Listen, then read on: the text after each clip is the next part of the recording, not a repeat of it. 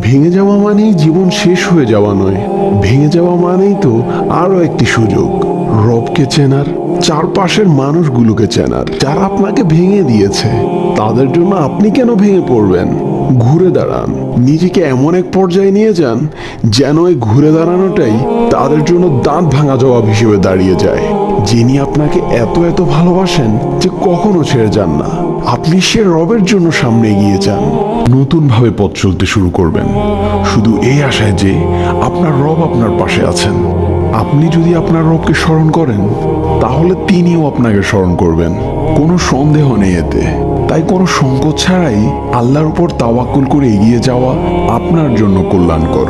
ভাঙা হৃদয়কে জোড়া লাগানোর জন্য আল্লাহই যথেষ্ট। যে আল্লাহর উপর ভরসা করে তার জন্য আল্লাহই যথেষ্ট। হে আমার রব, আমার এই ভাঙা হৃদয়টি সবসময় আপনাকেই খুঁজে বেড়ায়।